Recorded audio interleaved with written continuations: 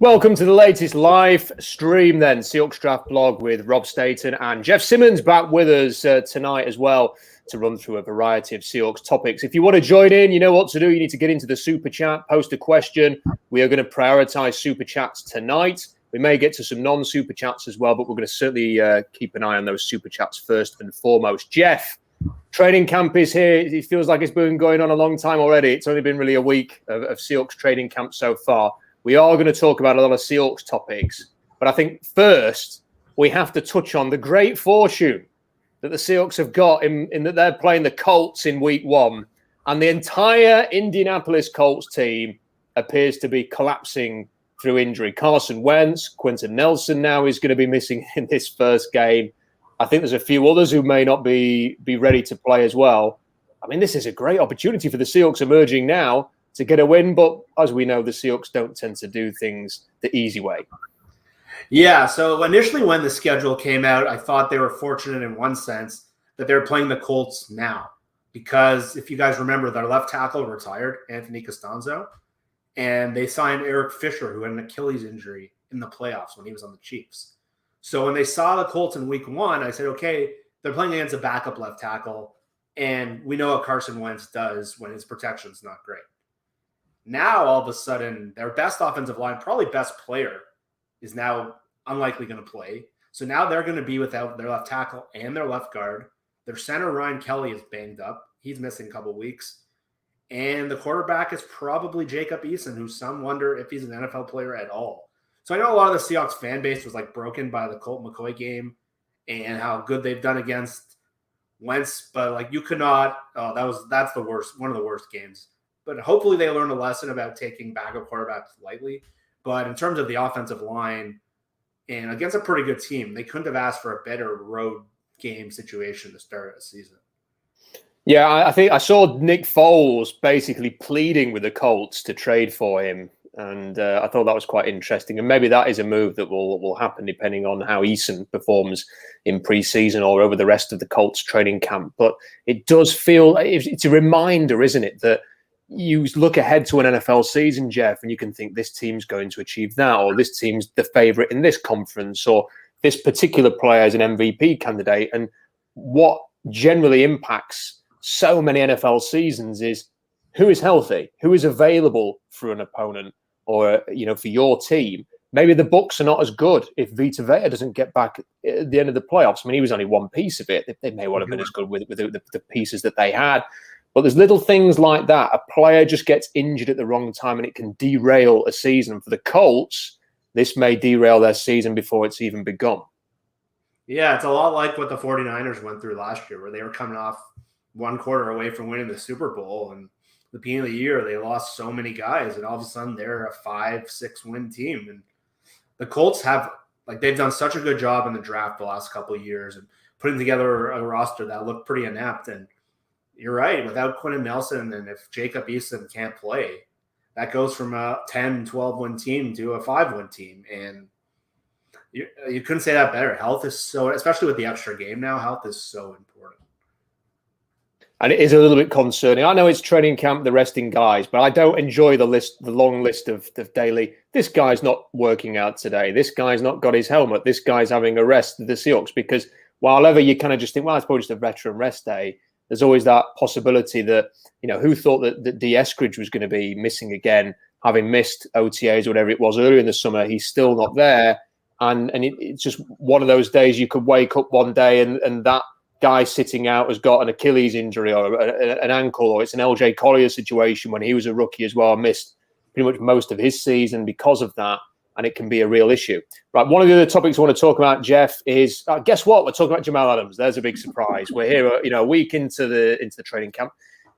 It's been a report. It's been like a very slowly reported story that initially, well, there's a confidence that a deal get done. Then you hear a report saying they're miles away, but they're still on good terms and they're still talking. And then Josina Anderson seems to drip feed these little nuggets of information that don't really reveal anything, that, they're still talking, that maybe a few more incentives could get this done. But the reality is that it's a week now. And if you get to this time next week, it's 2 weeks. The media aren't really talking about it at the moment. how further down the line do you have to go when you start to think, well, hang on a minute, the first preseason game's coming up. There's only 3 preseason games this year. Could this be a prolonged absence? And can it linger into the season? It's too early to sort of fear that, but certainly this is something that I think bears monitoring over the next couple of weeks. Yeah, and from what I understood then, that the negotiation has been going pretty much online with what they were expecting. As you said, they mentioned the leaks are coming from both sides.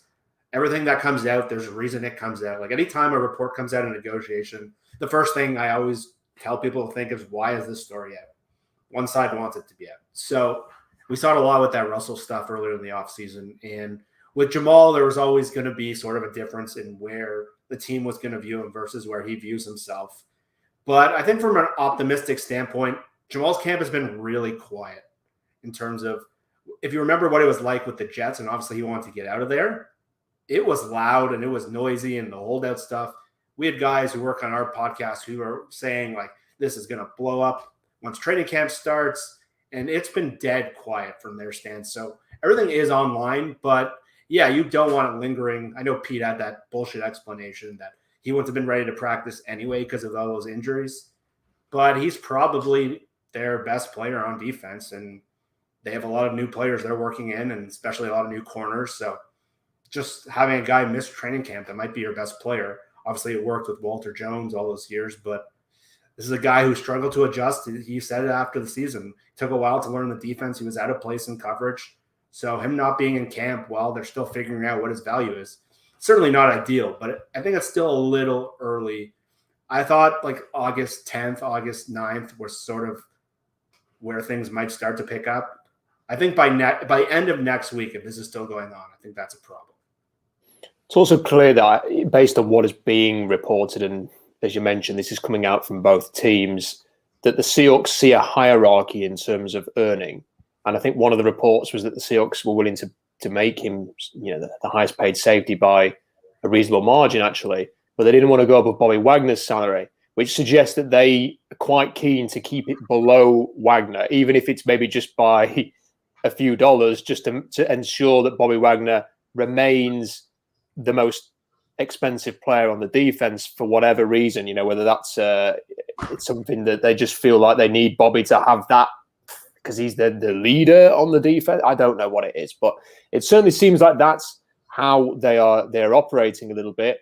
And I guess now it's just who blinks first, because to me, as somebody who has talked an awful lot over the last sort of 8 months about, I'm not that interested in paying Jamal Adams a king's ransom and committing to him for years at that king's ransom.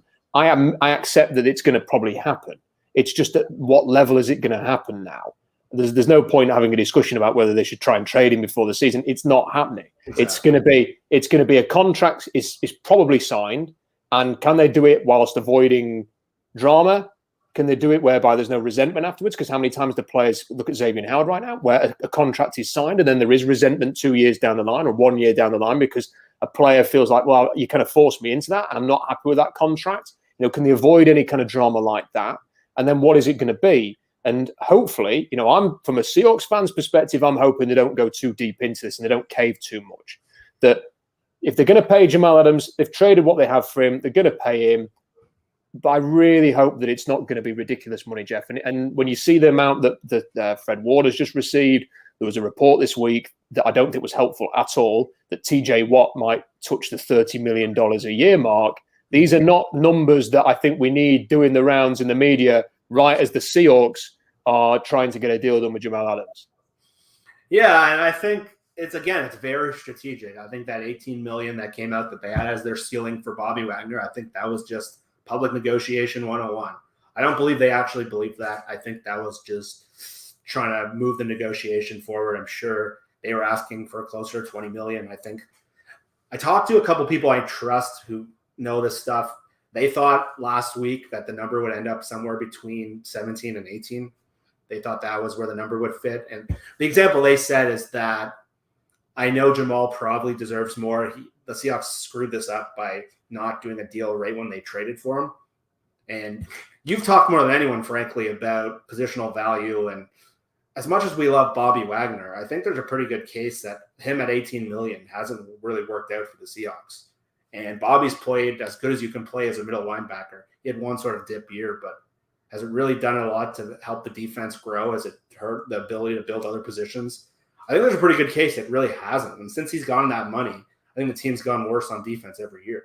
So putting that money now, Bobby's got, I think, 1 year left, and now it's going to go into Jamal, who is a blue chip player by all indications. We know what Jamal's strengths are. We know what his weaknesses are.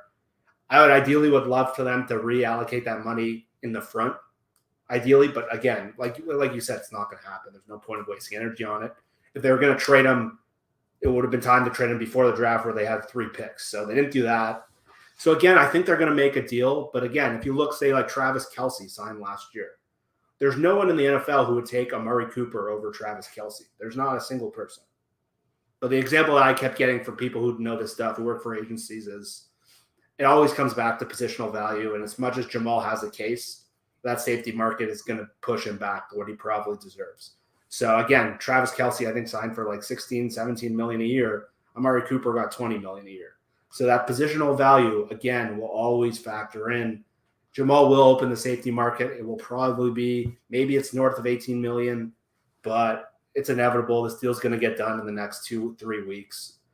So it's going to be somewhere. You just don't want to touch 20 million because that's too much for safety, too much in general. And I think the next closest safety is 15.5 million. So there's no reason it should jump up $5 million. And I think with Jamal Adams, it'd be more palatable for me anyway. I mean, this is just my opinion. I was thinking about this week, Jeff. If this was, I kind of didn't mind the Percy Harvin trade at all. It was exciting. And then especially when they added Avon Bennett, you were thinking, well, why the hell not? Why not have Percy Harvin? I don't care how much it's cost in terms of picks and salary. It's just an exciting move to complement what is already a loaded roster. I think part of the issue for me is that when I kind of look at, the scrimping and saving that they have to do on the D-line and whatever you think of Jaron Reed, guy played a bunch of snaps and the last two full seasons he's had, he's combined for 17 sacks. There are not many defensive tackles who can do that. And you've had to kind of patch things together on the D-line. That's the frustrating thing for me. And I do think that ultimately it comes down to the drafting again. When you spend a third-round pick on Rasheem Green, Sam Hubbard, who was, I think, taken just before him, they traded down beyond that, has just signed a big new extension in Cincinnati. Is Rasheem Green going to sign an extension with the Seahawks? No. Is he? He's not going to sign an extension with the Seahawks unless something happens this year and they decide they need to keep him. LJ Collier, first-round pick, hasn't worked out at all. Trading up for Darrell Taylor, fingers crossed that he can actually do something this year, but first year was a complete write-off and he had that injury when they picked him.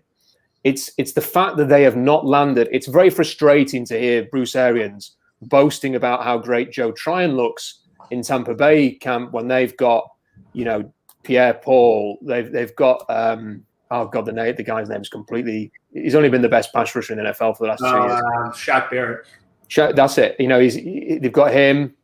They've got other pieces. They've got Sue inside. They've got Vea.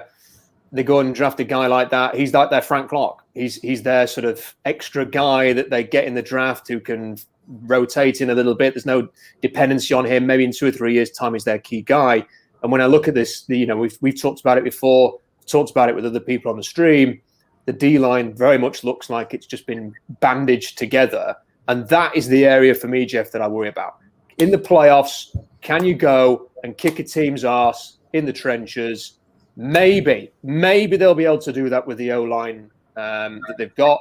I don't think they're going to be able to do that with this D-line.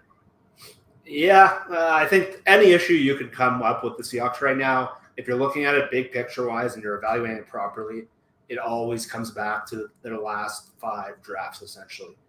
And even the things they've hit on, the reason that team sort of boosted up was because they hit on DK Metcalf. And you can see how valuable just one blue chip player in the draft is, where you can get him for, like you mentioned, the Percy Harvin trade. I know it didn't work out, but you had Russell on the rookie contract. That's where you do those kind of deals. But Jamal, you're doing it more out of desperation and because they've drafted so poorly. So any issue you look at with the Seahawks, corner, center, all these positions come back to they just haven't hit on enough players. And even the guys who they've lost, Shaq Griffin and Reed, were fine picks, but they just haven't hit enough impact players. So the D-line is just, there's a lot of question marks. I don't mind what they actually did with it. It's one of the few areas that intrigues me. But again, I talked about this the last time I was on. It's a real short-term solution. It's fine for 2021, but who are the building blocks beyond this year? There's not a lot there. But like I was watching the stream the other day at camp, and Alden Smith and Dunlap. I don't even know if Alden Smith will play this year. He might not make the team. But him and Dunlap look massive compared to like their other defensive ends. Those guys are just huge ends. Like to have those guys, we don't know if Darrell Taylor is anything. Like to me, Darrell Taylor is the biggest thing that can swing their season at that position. He's got a crazy range of outcomes. He could be someone who gets hurt and doesn't play a game. The players seem to really – I know I saw Matty Brown was talking about how explosive his film looked. And he's got such a wide range of outcomes. If he can hit and be a valuable player, to me that really helps their ceiling. Because, again, a lot of their guys are just short-term. Kerry Hyder's sort of a lunch pail guy who doesn't have a ton of, like, athletic ability, but he works hard. He gets the most out of his talent. But there's, again, not a lot of what I would call core players on that group. Like Robert Ndiche was a former number one high school prospect who was the number one recruit in the country. He's obviously exciting, but he might not make the team. And Poona Ford's a good player. He got an extension, but he's not like a DeForest Buckner or a guy like that. So who are the core players in this D-line? There really might not be one. So they've done a good job patching it together with the little salary they've had. But, yeah, every area you question, like, where's this team going beyond 2021? It all comes back to that issue with the draft, and they've wasted too much draft capital either in trades or on missed picks.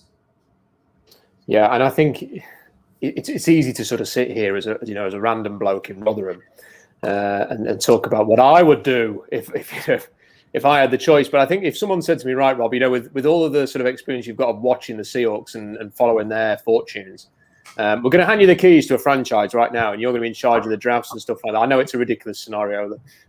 You run with it for a second. I'd honestly, Jeff, think that I would go in with the intention. It may not always play out this way, just to draft for the O-line and the D-line every single year, in those first two rounds, and just collect guys. One, because they're very rare.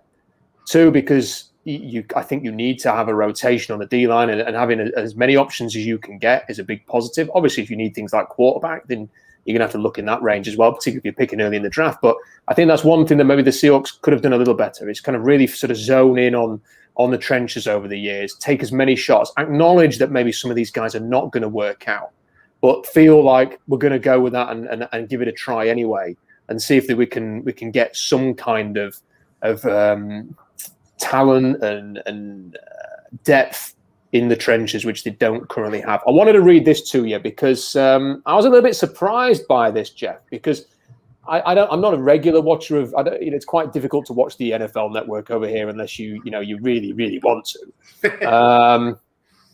So I don't watch Good Morning Football or whatever it's called, but a lot of people do. I'm not doing that program down.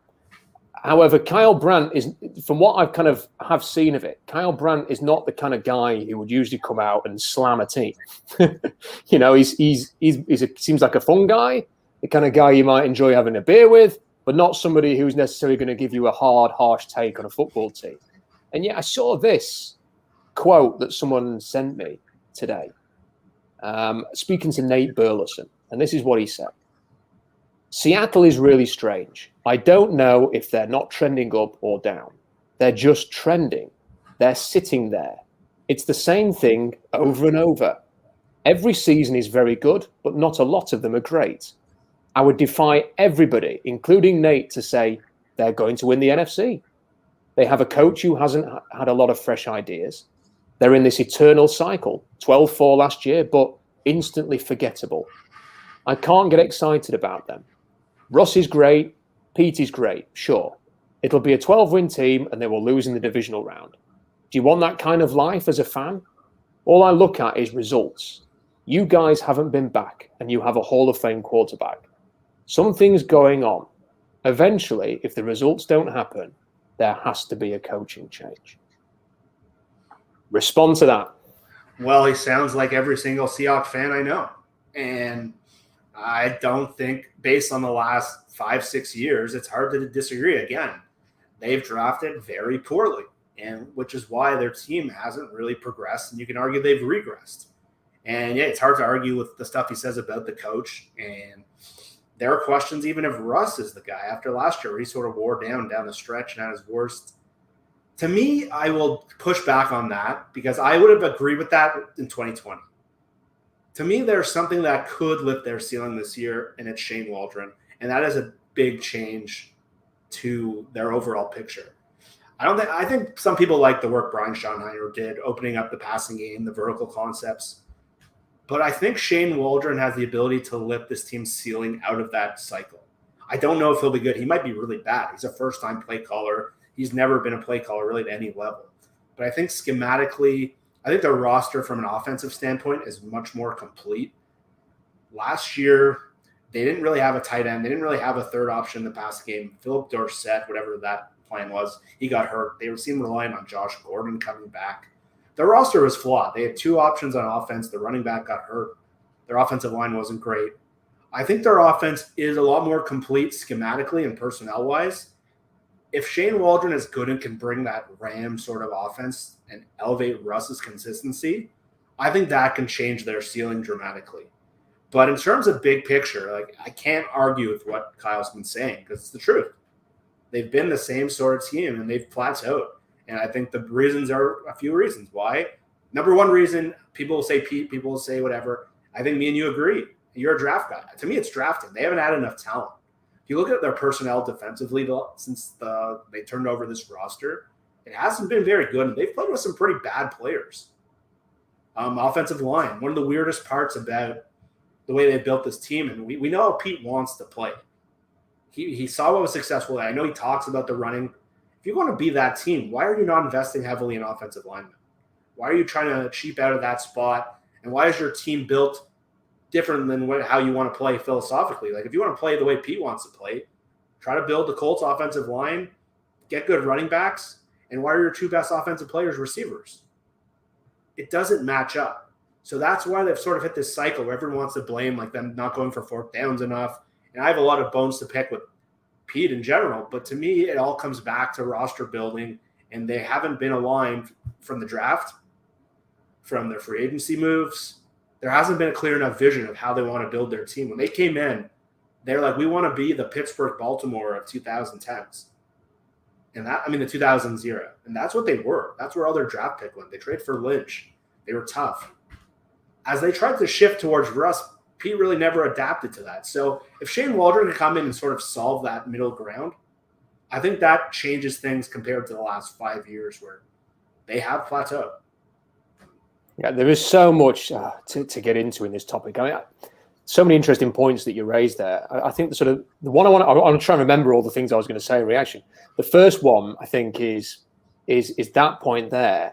Is that I think that's the uncomfortable transition. It's we wanted to be this. We wanted to be Ravens, Steelers, AFC North type team. We get the quarterback. Perhaps never anticipated getting a quarterback as good as Russell Wilson. Perhaps thought that they'd always be sort of going with that. We'll see if we can trade for Carson Palmer. We'll see if we can get this guy. This guy can fill in for a bit. Every 4 years we'll change our quarterback. I don't know. But anyway, they get Russell Wilson. They have to pay him.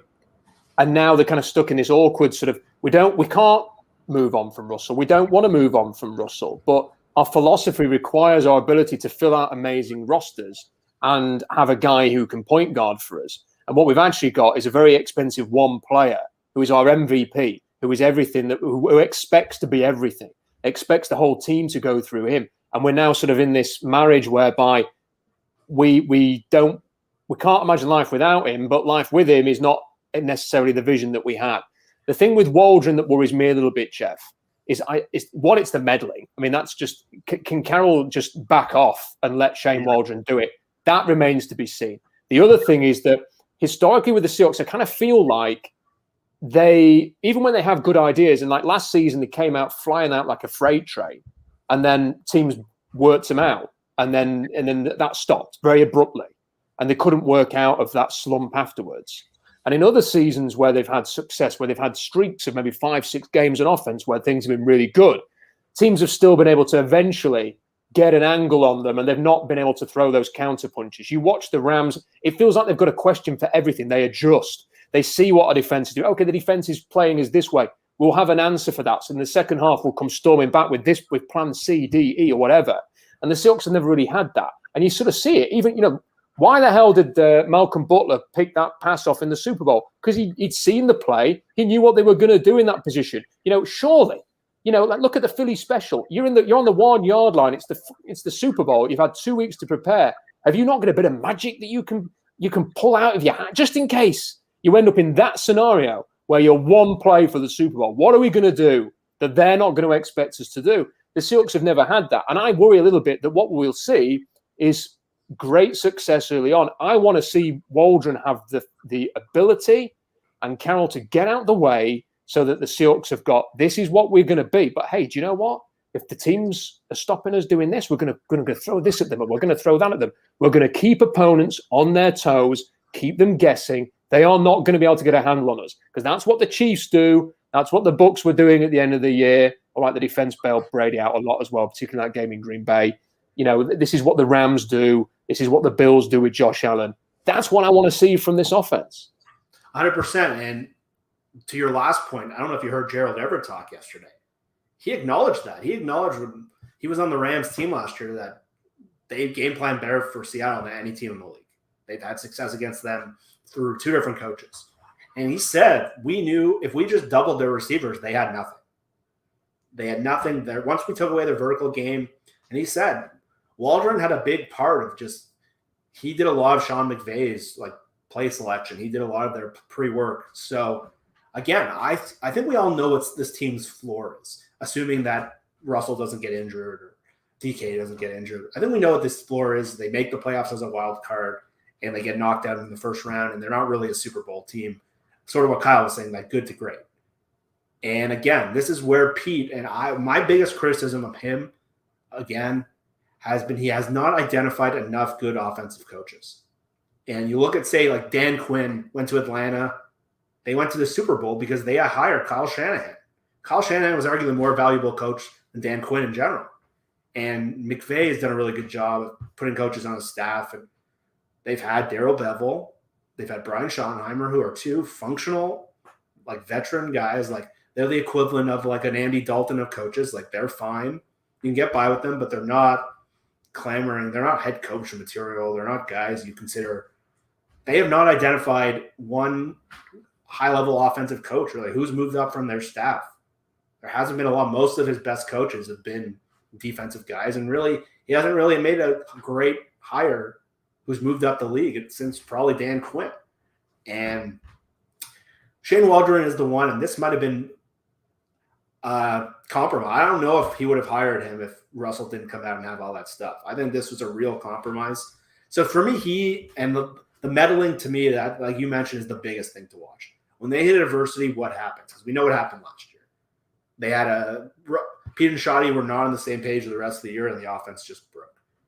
And to me, Waldron, how much they meddle, how much he adjusts, how good is he as a play caller, how good is he as an adjuster. We know their floor again, but that changes their ceiling from a good to potentially a great team, more so than anyone because of what he could do with Russ. And I think that's the biggest thing to watch on this team. Because again, if nothing changes, Pete keeps acting the same way where they're broken, we know what's going to happen. We know how this ends.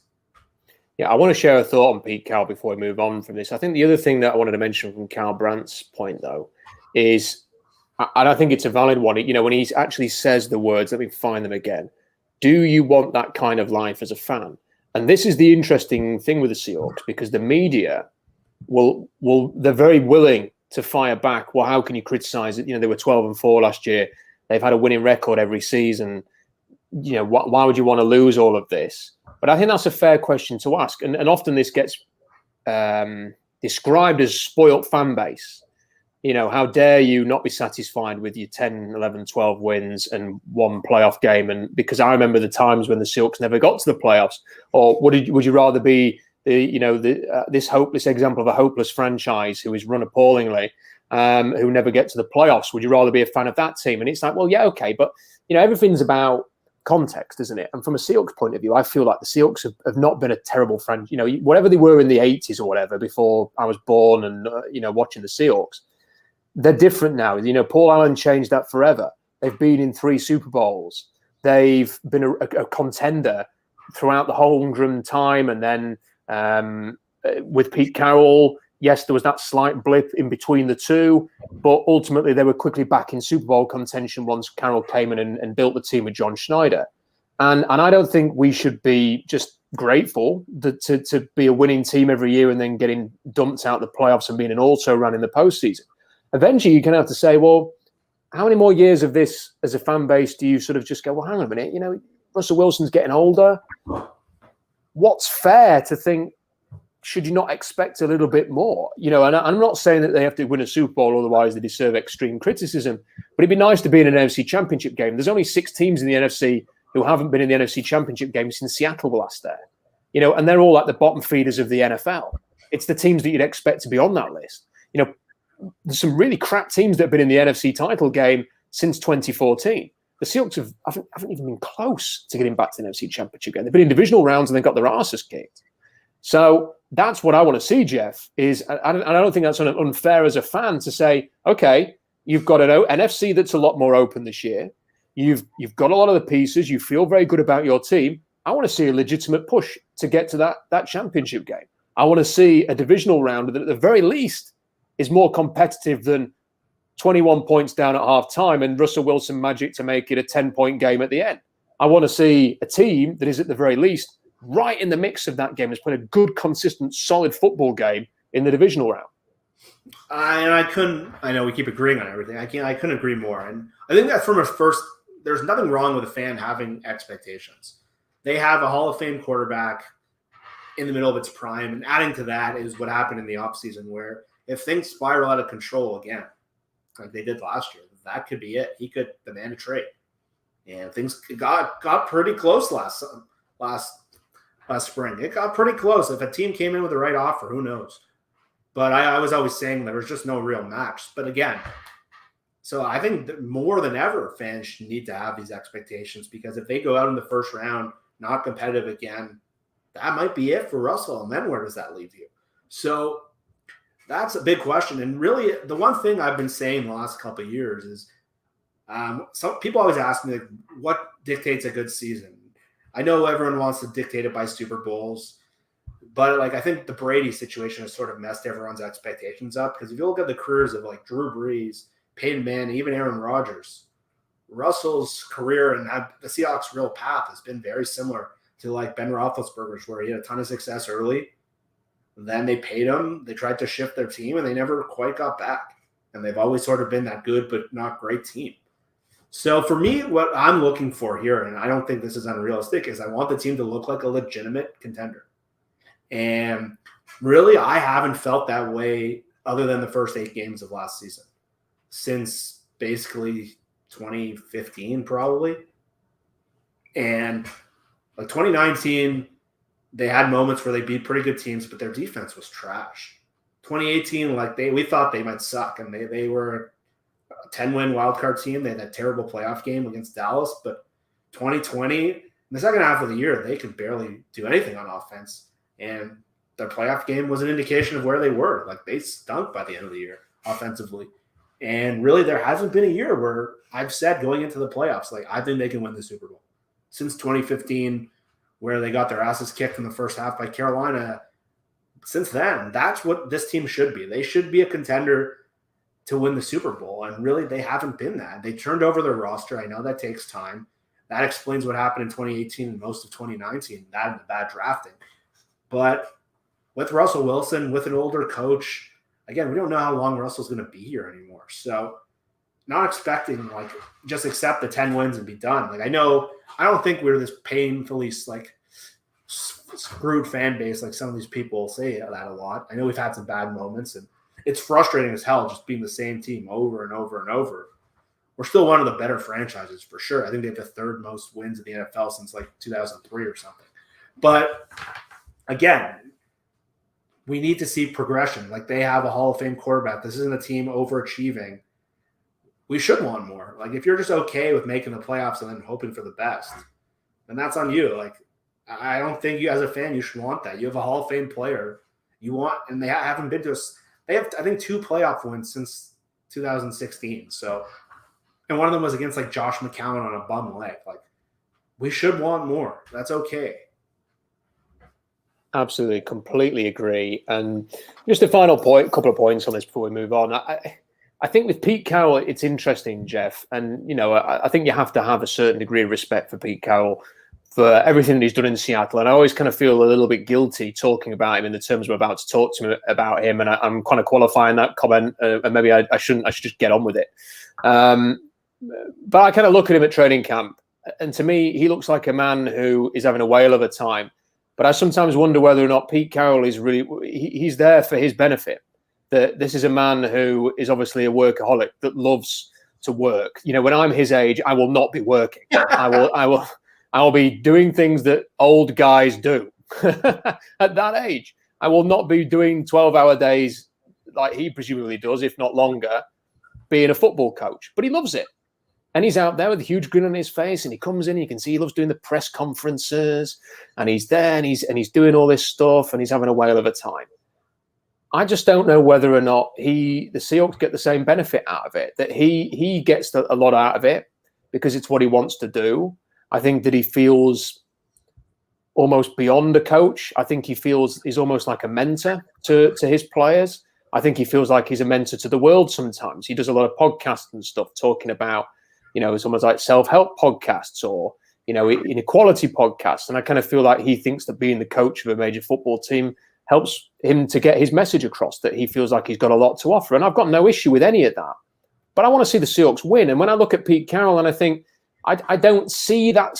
I didn't feel this way necessarily when he first came in. I felt there was a little bit more need to prove himself, or, you know, there was a bit more urgency about the team. And I could look at a defense which was the most violent, brutal defense that we're probably ever going to see in the NFL.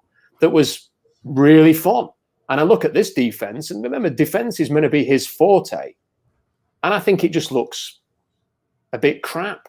And I kind of think, well, you know, we're here talking about Shane Waldron, how important Shane Waldron is. That's in spite of Pete Carroll. It's hopefully Waldron's going to elevate this team to a new level. And we're kind of saying that, well, hopefully Pete Carroll will keep out the way to enable him to do it. When I don't know if necessarily, you know, head coaches, you know, like an Arians or a McVay or Andy Reid, people are going, oh, I hope the head coach doesn't get in the way this year. You know, and to me, it's kind of an awkward thing. And look, Pete Carroll isn't going anywhere because the ownership situation is what it is. They are not going to fire Pete Carroll. Pete Carroll has just signed an extension, so he's clearly got no intentions of riding off into the sunset anytime soon. In many ways, it's a moot point that I'm talking this way. I don't know. I think the general complaint is just that I'm not sure that the Seahawks are getting as much out of this as Pete Carroll is. That's a really interesting point. And I never really heard that. I heard a lot of criticism on him. But yeah, the Pete's one of the harder coaches to evaluate I've ever seen. To describe him as current phase, and this gets used a lot, he's maybe the best coach in the whole NFL at the things that are the hardest to do. Like, look at their record with COVID. They didn't have a single guy test negative last year. They've been among the league's best in vaccination. His ability to just be a leader and lead men is really good. Like, build a culture. Mike Robb was on the NFL Network talking about how good he has been for mental health, how important that is. And you know what most football coaches historically are like. They're so hard on people. And Pete is so good at building a culture is the hardest thing to do in football. And if you hear like Belichick or McVay, they say they spend more time on that than like drawing plays. And Pete might be the best one. Like Steve Kerr meets with Pete every year. So what he is so unique, and he's so maybe the best in all of sports at some of the stuff he does. But in terms of the stuff that's easy, play calling, schematically, in-game management, hiring staff, progressive thinking, he lags behind. So it leaves him at this point where everything you can quantify and you can measure about a coach, Pete's not great at it. And you can see how much fun he's having. And the stuff that you can't measure and the stuff he really does, you can't really quantify it. So it leaves people in a position that he's really hard to evaluate because, again, his best skills in some ways fit with Russell, but in some ways they don't go fit with Russell at all. So the team is sort of in this weird spot again where the whole organization doesn't always seem aligned. And the Seahawks might be better off. Like in every sport, there's a coach that can take you to a certain point, but you need a different one to get over that hump. And I always say Pete would be the best possible role for him is building a program. Like if he took over like the Detroit Lions last year instead of Dan Campbell, I think that would be a perfect situation for him. Well, that's where he gets the most. If you're in a situation now where your best player is a passing quarterback and you need to get over the hump, I think if you had to hire all the coaches in the league, I think Pete would be pretty average to below average or maybe even lower. So it's a weird fit because he's so good at so many things, but so frustrating. And you can see, again, the defense hasn't gone better. And this is the best personnel they've had, I think, even with the questions at corner. So to me, how they perform this year is very reflective of him. And he's done a great job at some of the things he does, just like the mental health stuff. But again, it's just the weird fit where his skills don't fit with the roster. And it leaves us at this point where now a lot of fans resent him. And he's going to have a weird legacy where he won a Super Bowl. He built that crazy dominant team. But the second half, there's a lot of fans who despise him. And I said he's such a hard coach to evaluate because he's going to be very hard to replace. And yeah, you're sort of left with questions all the time. It's very interesting. I know these are completely different sports, Jeff. But over here in England, there were two coaches that stayed forever. At Manchester United, Sir Alex Ferguson and Arsene Wenger at Arsenal. They were like in charge for 20 years. I think Wenger's case even longer with Sir Alex Ferguson. Had a lot of success. Kind of went stale at the end for Wenger. When they left, it was impossible to replace them. And yet particularly Wenger, when he left, there was animosity that had grown in place, that the fans who saw him as a legend just a few years ago had turned on him a little bit. And when he left, it was a relief. But then they found it very difficult to replace him because kind of the culture and everything that had worked for so long had gone stale. And then trying to change it back has been very difficult for all of the coaches that have followed. And it does make me wonder if that could happen in Seattle a bit. I think the one thing that I hope is that we've seen with Green Bay, and obviously Green Bay blew it in the NFC Championship game in the last 2 years. But they were very stale under Mike McCarthy, and Matt LaFleur came in and has got them to back-to-back NFC Championship games. And all being well for the Packers, they'll be right in contention to do just that again this year, and could even go one better. They could easily have been in the Super Bowl last year. Brady threw how many picks in that NFC Championship game? Yeah, the bonehead decision to kick a field goal at the end. I mean, they could have been in the Super Bowl. They could be Super Bowl champions right now. And you just hope that if when the change is made in Seattle, that they can have a similar change. But hey, you're right. If they don't get it right this year, then maybe Russell Wilson isn't going to be there in order to sort of lead the charge with a new coach. So I think it's an interesting topic. I really hope that next offseason we're not talking as much about Pete and Russell Wilson because they've had a successful year, but anything but a contending year, and we inevitably will be having those conversations. We will finish. The super chat has been a damp squib tonight, but we have got a lot of questions, so I'm going to get to some of those to finish with. But there is one more topic I wanted to ask you about, Jeff. And again, I think it's a topic which has kind of flown under the radar a little bit. People just touching it briefly, not much into it though. DK Metcalf, contract year. This is a contract year. He will expect to be paid at the end of this season. I think it's going to be really interesting to see how he handles this year. We've seen little moments where when things aren't going his way, that he's shown some tendency to get a little agitated by that.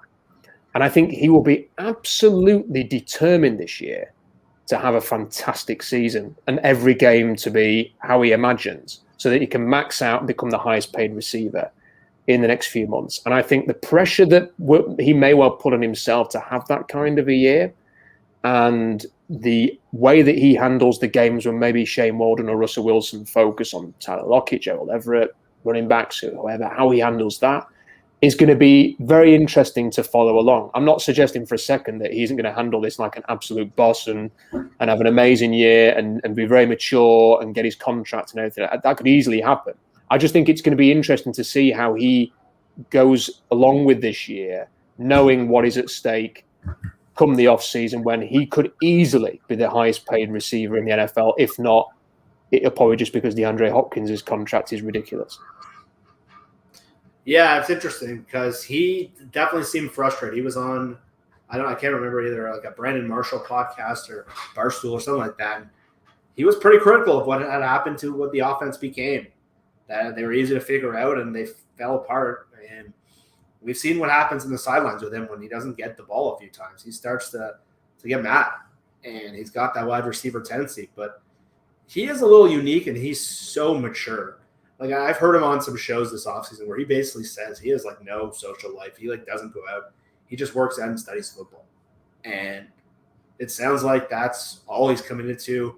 So it's going to be really telling to see, how he fits into this new offense. He seemed very excited when he talked yesterday about the offense, how he gets to move around more, how they're going to run things at a different look so everything isn't so easy to project.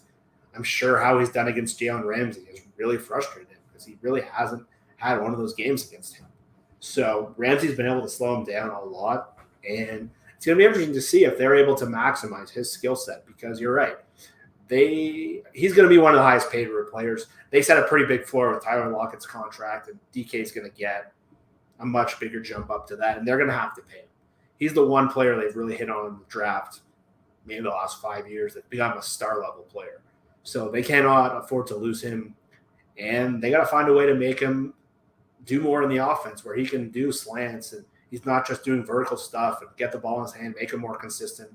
There should be some layup throws to DK Metcalf, and it shouldn't be as hard as they made it out to be. So he's going to be fascinating to watch because he seems really happy. Him and Russell are like best friends. So where Russell goes, again, if things don't go well and Russell goes somewhere else, is DK going to sign a big extension here? I don't know. So this whole year is just very interesting. It sets the table for a lot of the things beyond this year because the weird thing is I'm pretty bullish on their roster this year on their team. Like, I'm pretty excited about following training camp right now, but beyond 2021, there are so many questions. And so that's why this year is so important.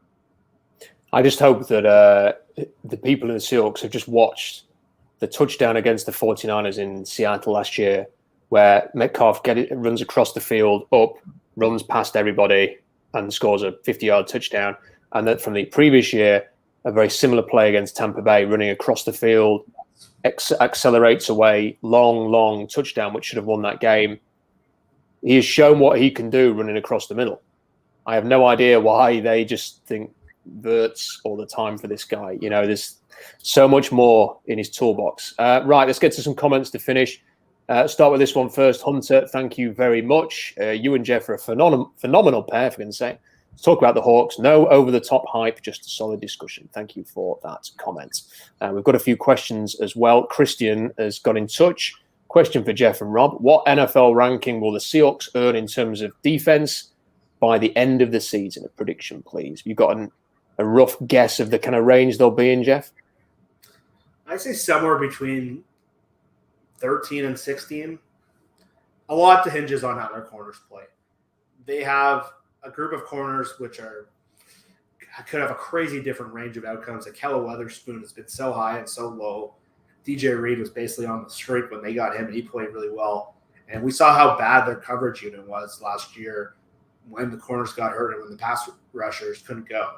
So if their corners are functional, I think they can be a pretty solid defense. I don't see a top 10 unit here. I think there are too many holes with a lack of blue-chip guys, but I think their safety group will be pretty good. I think Jordan Brooks is going to have a big season.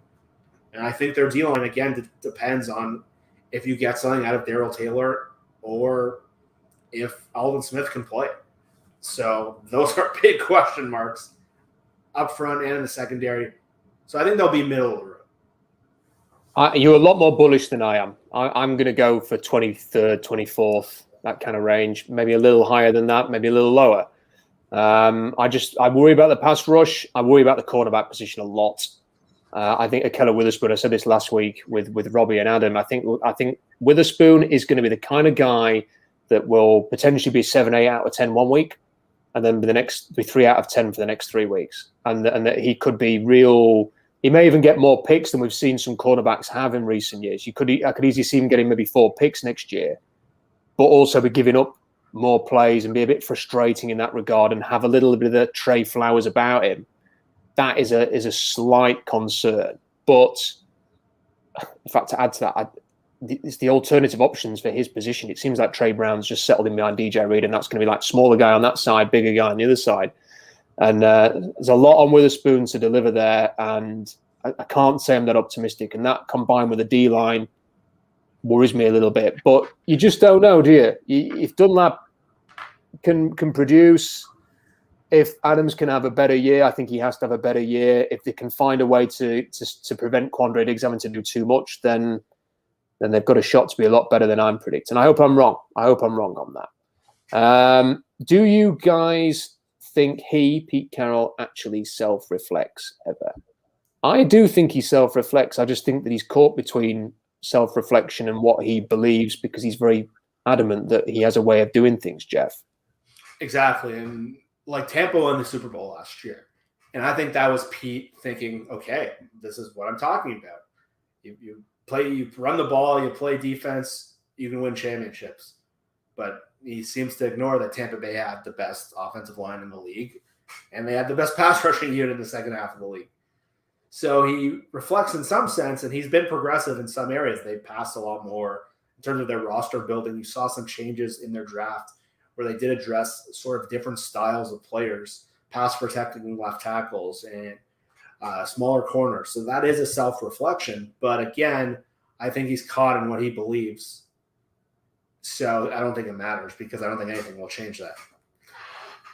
I think we've got one more here. This is from Jesse. Do you guys think we will have obvious play calls this year with our tight end group not being very good multitaskers other than Disley? I mean, I'm not sure whether it's going to be obvious play calls, such as Disley's in there for it's a run and Everett's in there for it's a pass. I don't know if that's kind of what you're suggesting might happen, Jesse. But I am intrigued to see how they use the tight ends, because I think it is a fair point. I think Gerald Everett's a very willing blocker. You see that when you watch him with the Rams. He's willing to put his face in there and try and block somebody, but you would not say that he is traditionally the size of a blocking tight end.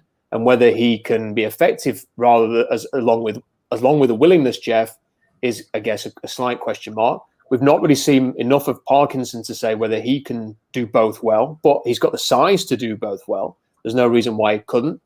Disley's still there as well. I think that I want to see them be creative with the tight ends and utilize them, but I also want them to see them be creative with Tyler Lockett, DK Metcalf, and if he's available, D. Eskridge, the forgotten man these days. Yeah, and it's interesting. I think the best thing the Rams have done, and the thing you have to be the most hopeful about if you're trying to be optimistic about the new coordinator, the new offense, is what the Rams do really well is run a very basic offense from a scheme perspective. They run a lot of the same looks, but it's hard to tell if it's going to be pass or run out of that same look. So they're not going to do obvious things, because that goes against that entire philosophy of Kyle Shanahan, which is where the McVay offense came from, where you're going to run the same look, and it might be a play-action pass, it might be a run, it might be a pass.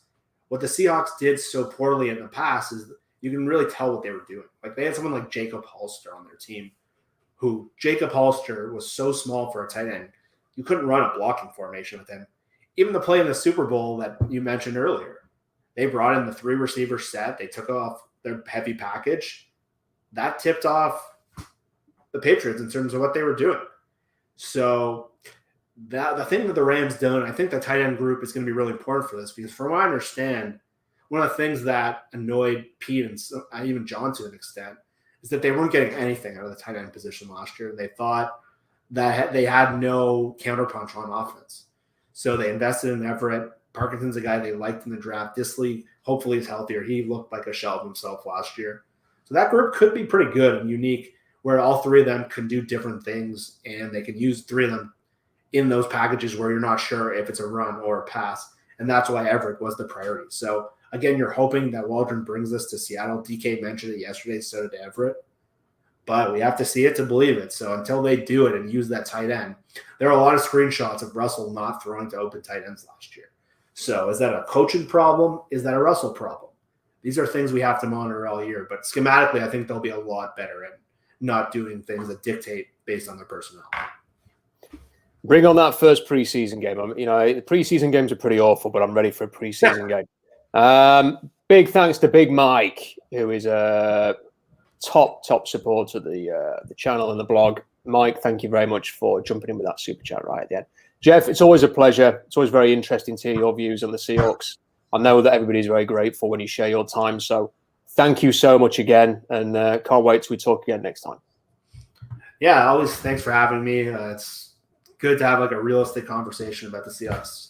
Like your guest said, like some people are just so over the top, and it's nice to have just a balanced conversation. And when we're critical, I think we're pretty fair. So always enjoy coming on.